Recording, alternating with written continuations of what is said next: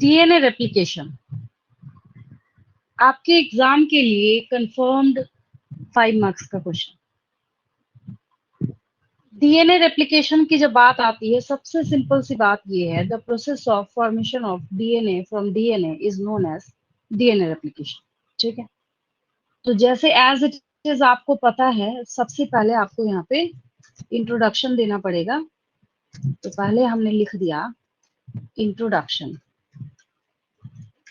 Introduction में हमने लिखा जो आप जानते हैं, बस हम वही मेंशन करेंगे। The process of synthesis of DNA from DNA is known as DNA replication. इसमें तो कोई दिक्कत नहीं है, तो काफी टाइम्स मैं आपको बता चुकी हूँ।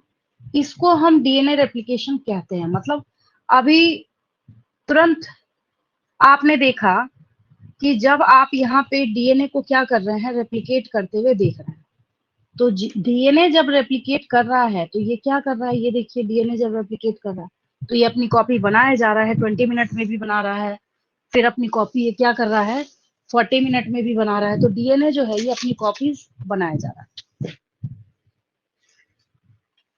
तो डीएनए जब अपनी कॉपी यहाँ पे प्रिपेयर कर रहा है तो ऑब्वियस है कि इसके पीछे अब 20 मिनट का टाइम लग रहा है, 18 टू 20 मिनट का टाइम। तो ऐसा तो नहीं है कि कोई इंस्टेंट नूडल बनाना है जो 2 मिनट का काम हो गया या 1 मिनट का काम हो गया। ऑब्वियस है इसके अंदर भी बहुत सारा मशीनरी एंजाइम जो है वो इन्वॉल्व हुआ होगा, जिसकी वजह से ये इतना ज्यादा टाइम कंज्यूम कर रहा है। ठीक है, तो इसके टाइम कंज्यूम करने की जो सबसे बड़ी वजह है, और एक दूसरी बात, अगर आप cell cycle and cell division याद करें तो this DNA replication is copyrighted to the S phase. याद आया, कई साल ये क्वेश्चन पूछा गया है। सबसे पहली बात ये है कि DNA replication occurs during S phase of cell cycle। S phase of cell cycle, इसमें कोई दिक्कत किसी को? डीएनए रेप्लिकेशन कब होता है? एस फेज में होता है। कब होता है?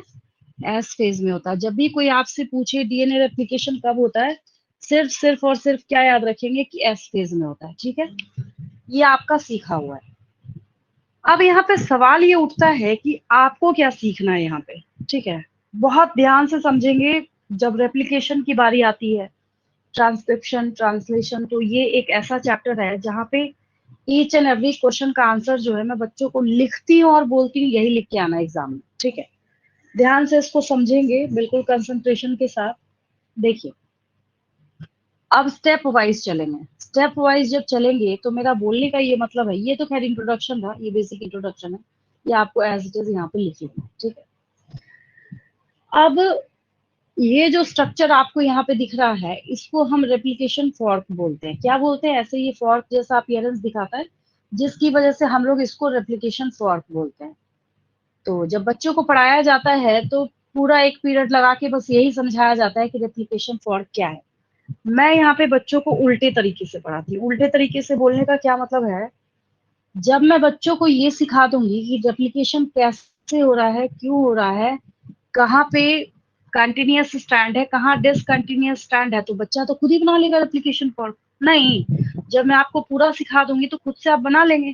क्लियर सी बात है। ठीक है, तो ये लास्ट में आप खुद से बनाने में कैपेबल हो जाएंगे। बस मुझे इतनी सी बात बोलनी। ठीक है, अभी तुरंत हम लोग क्या करेंगे, इसमें स्टेप वाइज स्टेप चलेंगे। ठीक है, स्टेप बाय स्टेप चलने का मतलब है, इस पेज का स्क्रीनशॉट लेंगे, मैं आगे बढ़ रही हूँ।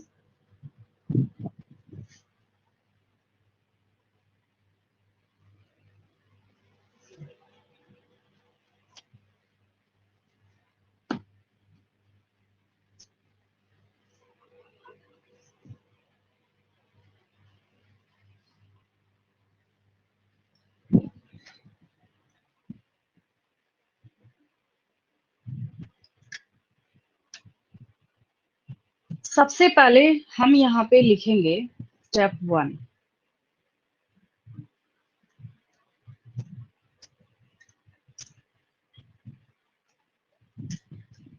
अब मुझे एक बात बताएंगे, क्या डीएनए का रेप्लिकेशन डीएनए के ओपन हुए बिना पॉसिबल है क्या? नहीं मैम, क्या हाँ, डीएनए आप रेप्लिकेशन भी करा लें और डीएनए का स्ट्रैंड ओपन भी ना हो, ऐसा कर ही तो स्ट्रैंड्स को खोलना पड़ेगा फिर होगा। हाँ, तो बच्चों को मैं कहती हूँ कि जब स्टेप 1 लिख रहे हो, मेरी बात समझेंगे मैं क्या बोल रही हूँ। जब आप स्टेप 1 लिखेंगे तो यहाँ पे जितनी चीजें लिखी है ना, आप कुछ भी मेंशन नहीं करेंगे, बस मात्र जहां ओपनिंग हो रहा है यहाँ डीएनए हेलिकेज जो है ये लेबल जरूर कर देंगे। बस सिर्फ आपको डीएनए स्ट्रैंड्स की पोलैरिटी लिखनी है। पोलैरिटी लिखने के बाद मैंने जो यहाँ पे ग्रीन कलर से मेंशन करा है, एक यहाँ पे लेबल डाल देंगे और इसको आप लिख देंगे DNA helicase, DNA helicase.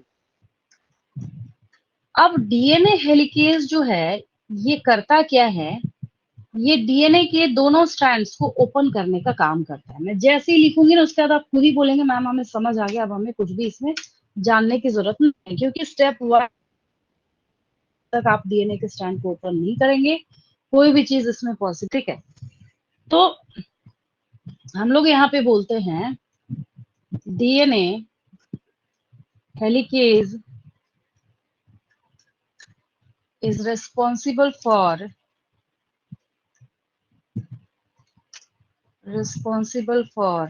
opening the DNA strands. unwinding of strands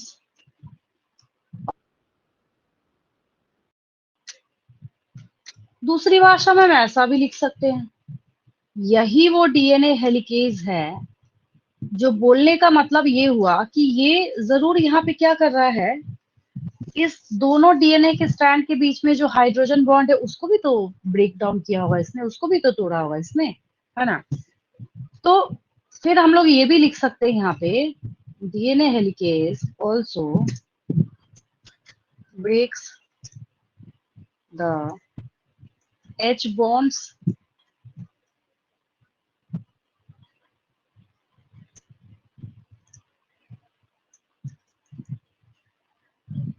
between two strands of DNA। यहां तक याद हो गया सबको, मतलब कि क्या करा है इसने, स्ट्रैंड को ओपन करने का काम किया, बस इतनी सी बात। ठीक है, अभी बस आपने क्या किया, हेलिकेज का वर्क लिखा है।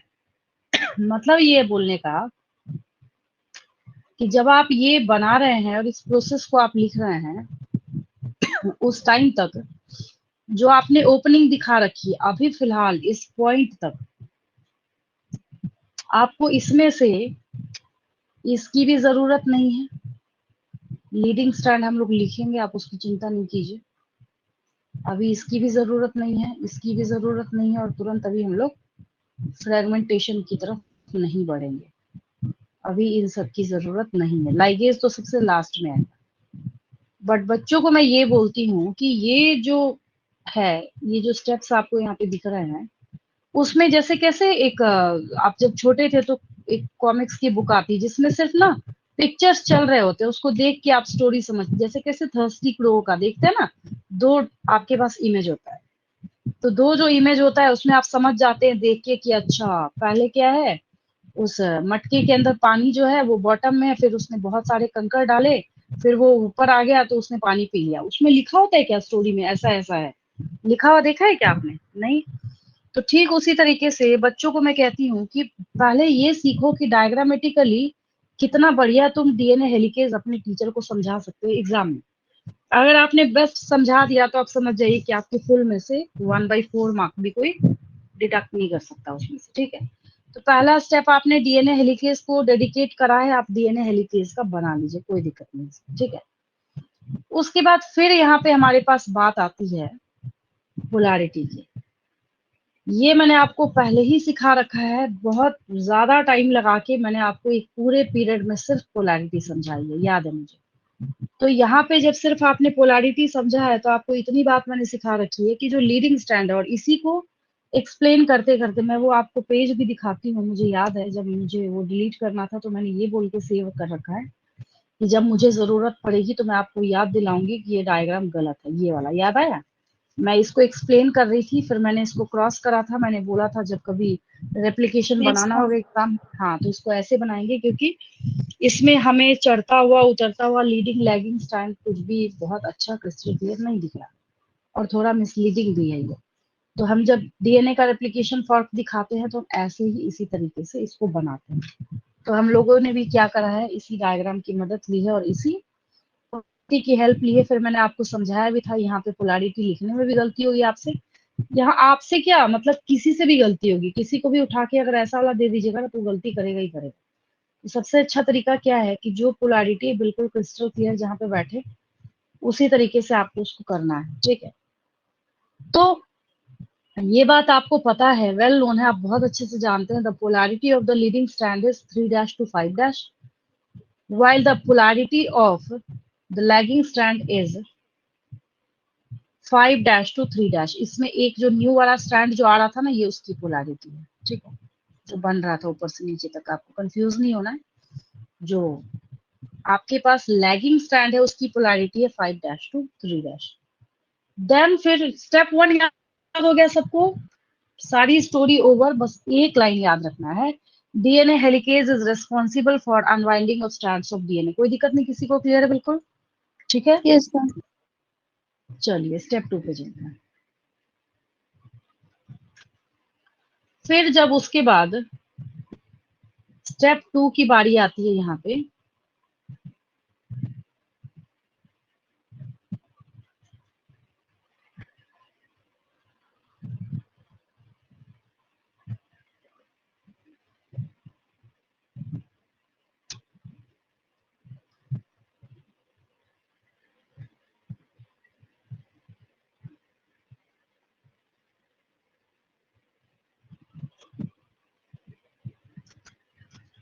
स्टेप 2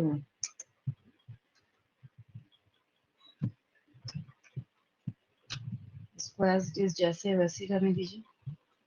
फिर अब होता ये है कि अनवाइंडिंग तो कर दिया हेलिकेज ने, बट यहाँ पे एक बहुत बड़ी प्रॉब्लम हो गई।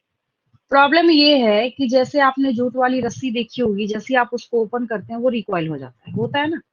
यहाँ पे भी इसकी रिकॉइलिंग से बचाने के लिए बच्चों को मैं कहती हूँ कि छोटे छोटे ना बीट लाइक स्ट्रक्चर जो है वो तुम उसके ऊपर ड्रॉ कर दो। यहाँ भी डीएनए को अनवाइंडिंग से बचाने के लिए एसएसबीपीज आते हैं, उनको हम लोग कहते हैं सिंगल स्ट्रैंडेड बाइंडिंग प्रोटीन्स।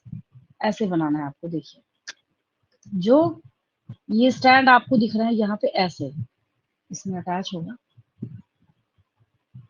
ये बनाया आपने, ये ऐसे ऐसे 3-4 बना दिया, बहुत है, बट बनाना जरूर है। ये सिंगल स्टैंडर्ड बाइंडिंग प्रोटीन्स हैं, क्या है ये, सिंगल स्टैंडर्ड बाइंडिंग प्रोटीन्स, एसएसबीपीज बोलते हैं हम लोग इनको शॉर्ट में।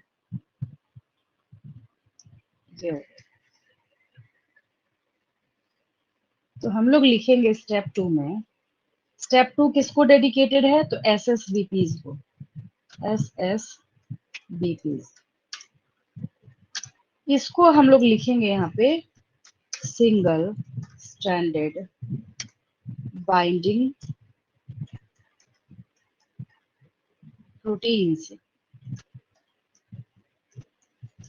इसका है स्टेप 2। फिर इसमें भी डैश दिया हमने,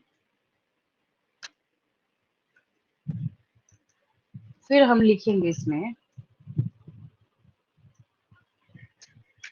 सिंगल स्ट्रैंडेड बाइंडिंग प्रोटीन्स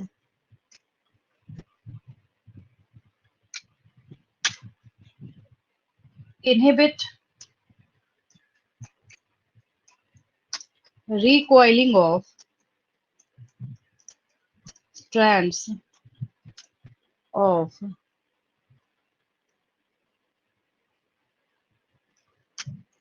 कोई दिक्कत इसमें, इसने क्या किया, उसको होल्ड करके रखा हुआ है, किसको, डीएनए के जो ओपन स्ट्रैंड है बस उसको इसने होल्ड करके रखा हुआ है एसएसबीपीज ने, ठीक है।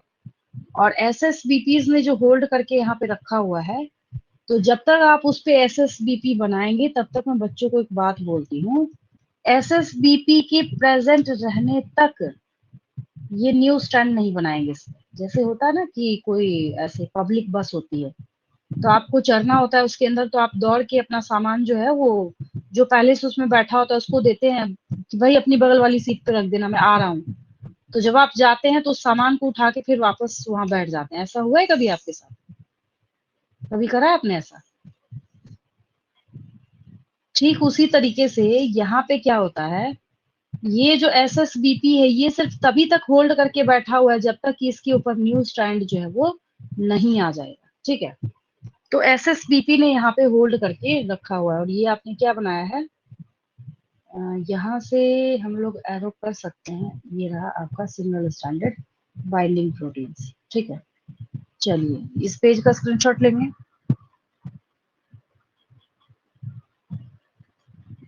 हो गया ये?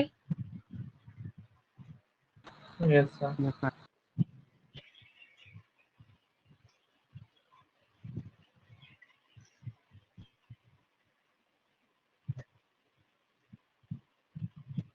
देन हम लोग आगे चलते हैं स्टेप 3 पे।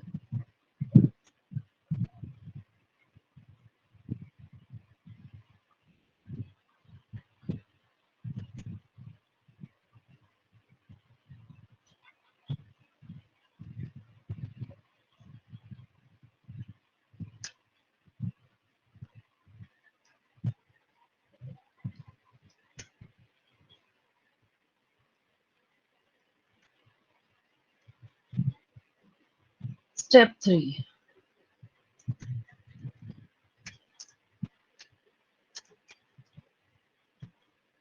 अब आएगा यहाँ पे एक्शन ऑफ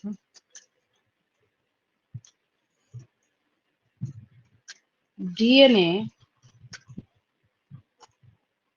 पॉलीमरेज थर्ड। आपकी बुक में सिर्फ डीएनए पॉलीमरेज लिखा है, कोई दिक्कत नहीं है। क्या काम कर रहा है भाई, सब तो इसी का वर्क है। अगर देखा जाए यहाँ पे तो कौन यहाँ पे एक्ट कर रहा है, सही बात है। ये जो आपको क्या दिख रहा है यहाँ पे, डीएनए पॉलीमरेज। सही में सारा वर्क जो है, सारी राम कहानी जो आप पढ़ रहे हैं इसी के लिए पढ़ रहे हैं, इसी के लिए इतनी मेहनत मशक्कत करी जा रही है। ठीक है, तो ये जो आपके पास डीएनए पॉलीमरेज है, क्या क्या लिख सकते हैं आप इसके बारे में? देखिए, तो आपके पास जो लीडिंग स्ट्रैंड ऑफ डीएनए है, तो सबसे पहली बात हम लोग लिखेंगे यहाँ पे कि DNA polymerase third initiates DNA replication on leading strand of DNA। कोई दिक्कत किसी को? किस पे किया इसने? Leading strand of DNA, leading strand of DNA, पहली बात। एक और चीज हम लोग लिख सकते हैं यहाँ पे, जब ये लीडिंग स्ट्रैंड जो आपको यहाँ पे दिख रहा है, ये ऊपर की तरफ जो बन रहा है, the synthesis on this template strand is continuous. कैसा है ये? कंटिन्यूअस है, यहाँ पे कहीं पे कोई डिसरप्शन नहीं है। The synthesis of DNA is continuous. कोई दिक्कत किसी को नहीं? कैसा है ये? कंटिन्यूअस। कैसा है ये? कंटिन्यूअस। ठीक है, फिर आपको मैंने बार बार सिखा रखा है कि अगर आपको क्या दिख रहा है, एडेनिन दिख रहा है तो थायमिन सामने पेयर करेगा, साइटोसिन दिख रहा है तो गुआनिन पेयर करेगा। हम उसके लिए एक और स्टेटमेंट यहाँ पे लिख सकते हैं। लिखेंगे हम यहाँ पे complementary base pairs are added one by one with the help of hydrogen bonds।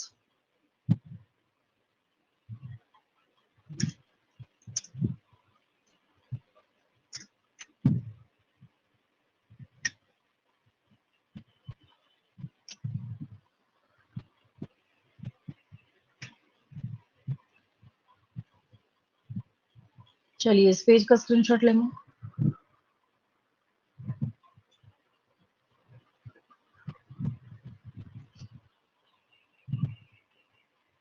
हो गया ये। Yes ma'am. ये आपका जो लीडिंग स्टैंड है ना, इस पे कहीं कोई प्रॉब्लम है ही नहीं, ठीक है। सिर्फ प्रॉब्लम कब होती है सो मैं बताती हूँ आपको। देखिए, प्रॉब्लम की बात तब है जब इस, अच्छा एक केस इमेजिन करेंगे जो मैं आपको बोल रही हूँ। जब ये लीडिंग स्टैंड इतना बना होगा तो उस वक्त ये ओपनिंग इतनी होगी, यस और नो, इतना ही ओपन होगा, होगा ना। यस जब मैम। ये थोड़ा सा बना होगा तो ये ओपनिंग भी थोड़ी सी होगी। तो इसने क्या किया होगा, और ये सब का सब साइमल्टेनियस प्रोसेस है। इसने क्या किया होगा, इतना फ्रेगमेंटेड डीएनए लैगिंग स्टैंड पे बना के रख लिया, ठीक है। फिर क्या हुआ, फिर ये और ओपन हुआ, इसने और बना के रख लिया, ये और ओपन हुआ, इसने और बना के रख लिया। इस चक्कर में क्या हुआ कि जब लैगिंग स्ट्रैंड के ऊपर आप न्यू स्ट्रैंड का सिंथेसिस देखते हैं, इट्स डिसकंटिन्यूअस। कैसा है ये, डिसकंटिन्यूअस। बट इसके बीच में एक और छोटी सी एक्चुअली स्टोरी जो, लैगिंग स्ट्रैंड क्या लीडिंग स्ट्रैंड के ऊपर डिपेंड करता क्या, है? लैगिंग स्ट्रैंड क्या लीडिंग स्ट्रैंड के ऊपर डिपेंड करता है? कोई किसी पर डिपेंड नहीं करता है, सबका एक्ट जो है वो यहाँ पे क्या है, साइमल्टेनियस है। जैसे एक फोर्थ फ्लोर की बिल्डिंग बन रही होती है तो आपने देखा ना, सब पे एक साथ काम चल रहा था, ऐसा थोड़ी है। जो फर्स्ट फ्लोर या ग्राउंड फ्लोर है उस पे जब आप पूरी इलेक्ट्रिसिटी वाटर सप्लाई का इंतजाम कर लेते हैं, फिर सेकंड फ्लोर स्टार्ट करते हैं। जो बड़े बड़े मॉल्स वगैरह अपार्टमेंट्स वगैरह बनते हैं तो आप देखेंगे जैसे सब पे साइमल्टेनियस वर्क होता है। तो ठीक उसी तरीके से ये तो हेलिकेज अपना ओपनिंग करता जा रहा है, ये इसको इसको अपने काम से मतलब है। जो आपका यहाँ पे लीडिंग स्टैंड है ये अपना चल रहा है, ऐसे नाक की सीध में ये अपना चल रहा है। अब ये बेचारा क्या करे, इसको भी अपने आप से मतलब है। इसको करना क्या है, तो भाई इसकी जो पोलैरिटी है, इसको भी अगर इसके खुद के डायरेक्शन के बारे में बात करें तो इसको भी तो बनना है, यहाँ से यहाँ बनेगा, फिर पता चला और ओपन हो गया और बना लेगा, फिर पता चलेगा और ओपन हो गया और बना लेगा। उस चक्कर में क्या हो जाता है कि ये जो सिंथेसिस है ये डिसकंटिन्यूअस हो जाता है, ठीक है। अब मेरी बात समझ आई। अब देखिए यस मैम। इसमें जो एक, हाँ एक चीज हिडन है, मैं वो बता रही हूँ आपको। स्टेप 4 है यहाँ पे, ठीक है। स्टेप 4 आपके पास है, सब रोमन में लिखा है तो उसको भी वैसे ही कर देते हैं। स्टेप 4 है ना। अब आएगा यहाँ पे फॉर्मेशन ऑफ प्राइमर्स। प्राइमर की कोई भी जरूरत लीडिंग स्टैंड पे नहीं थी। जब बच्चों को बोला जाता है ना, right differences between leading and lagging stand of DNA, तो बच्चा ये भी एक डिफरेंस में लिखता है कि primers are not required on leading strand of DNA but primers are required on lagging strand of DNA। क्योंकि जब ये थोड़ा सा ओपन हुआ था ना, पहले यहाँ पे क्या है ना, इस स्टैंड के पहले थोड़ा सा यहाँ पे प्राइमर बना था। क्या बना था यहाँ पे पहले, प्राइमर बना था। सबसे पहले शुरू में, शुरुआत में कौन बना था यहाँ पे, प्राइमर बना था। तो प्राइमर जो है कौन बनाता है, तो एंजाइम का नाम ही प्राइमेज है। फिर हम लोग यहाँ पे लिखते हैं primers are formed by enzyme primase on lagging strand of DNA। इसकी कोई जरूरत थी ही नहीं लीडिंग स्ट्रैंड, ठीक है। जैसे जैसे प्राइमर बनेगा, ठीक है, बस मैं बच्चों को बोलती हूँ इतना ही लिखो, इससे ज्यादा नहीं, कॉम्प्लिकेट नहीं करना है। एक स्टेप लिखना है, एक पॉइंट लिखना है, डायग्राम हर एक स्टेप में बनेगा। इधर वाला तो आपने बना लिया, इसमें कोई दिक्कत नहीं है। अभी एक मिनट, ये पूरा ही इधर हो गया। अभी आपको क्या करना है, फिलहाल लीडिंग स्टैंड तो आपने बना लिया, उसको रहने दीजिए, वहां कोई दिक्कत नहीं है। बस जो आपके पास यहाँ पे फ्रेगमेंटेड डीएनए है ना, अभी फिलहाल हम लोग उसको प्राइमर रखेंगे। क्या रखेंगे हम लोग उसको, प्राइमर रखेंगे। बाद में हम सबका काम कराएंगे यहाँ पे। लाइगेज भाई तो ये तो सबसे लास्ट में आएगा जोड़ने के लिए। तो हम लोग क्या करेंगे, यहाँ पे आपके पास जो है ये क्या है, प्राइमर, ये क्या है, प्राइमर। चलिए दिख ही रहा है उसके ऊपर। तो यहाँ पे हम लोग इसको क्या लेवल कर देंगे, primers. These are formed primers. Arrow है ये यहाँ पे, नहीं एरो दूसरी जगह पे, प्राइमर्स कर देते हैं। PRIMERS, primers.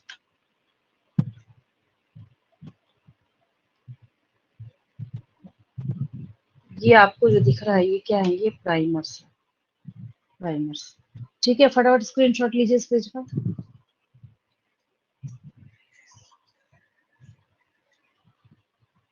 हो गया ये।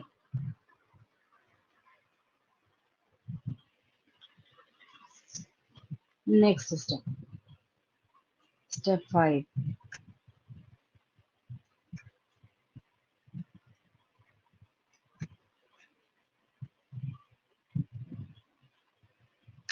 यानी कि ये जो डायग्राम है ना वो ईच एंड एवरी स्टेप में बनेगा, हर एक स्टेप में बनेगा।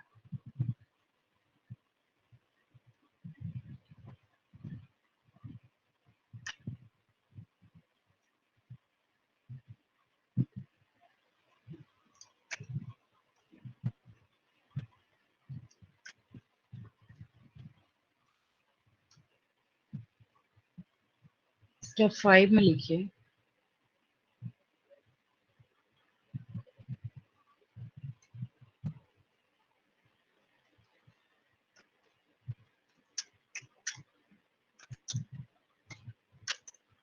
एक लाइन में इसको ओवर करेंगे, बोलेंगे all the primers are removed,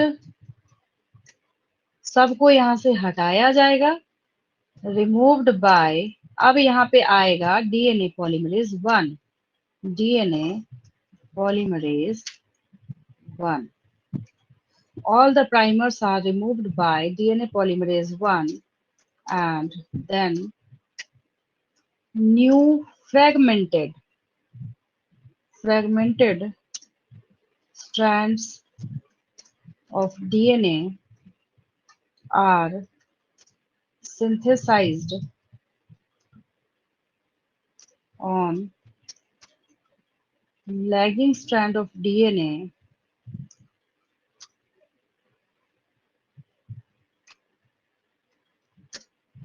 which are termed as Okazaki fragments। हो गया, ओकाजाकी फ्रेगमेंट्स। मतलब ये जो टुकड़े टुकड़े में जो है ना, हमने इसको क्या नाम दिया, हमने बोला ओकाजाकी साहब ने सबसे पहले इसको ऑब्जर्व करा था तो नाम ही इसका रख दिया ओकाजाकी फ्रेगमेंट्स। ठीक है, ये जो टुकड़े टुकड़े में पीसेस में बने हुए जो डीएनए। अब लास्ट स्टेप ना बच्चों को ऑब्वियस है, जब मैं आपको बायोमोलिक्यूल्स पढ़ा रही थी तो वहां पे एक एंजाइम के क्लासिफिकेशन में लाइगेजेस पढ़ा था आपने, है ना।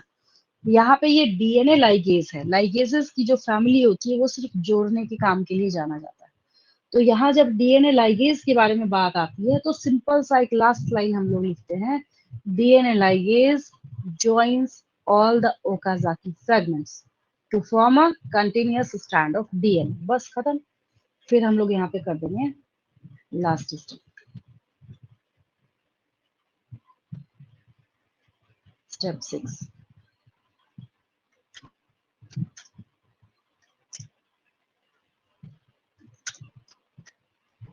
किसका है ये, डीएनए लाइगेज का, डीएनए लाइगेज। इसमें हम लोग बात करते हैं DNA ligase is responsible for joining of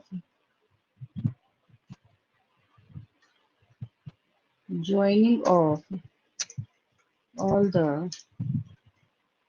fragmented DNA और Okazaki fragments to synthesize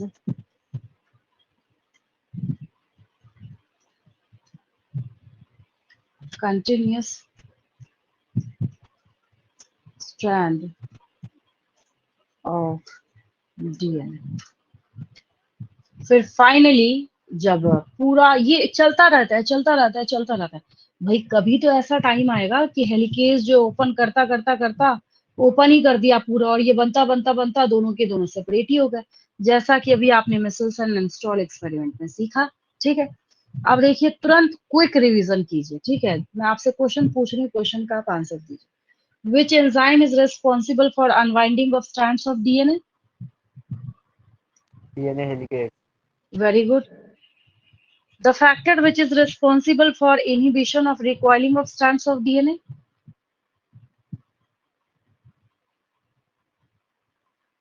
recoiling को कौन रोकता है? SSBPs. क्या बोलेंगे?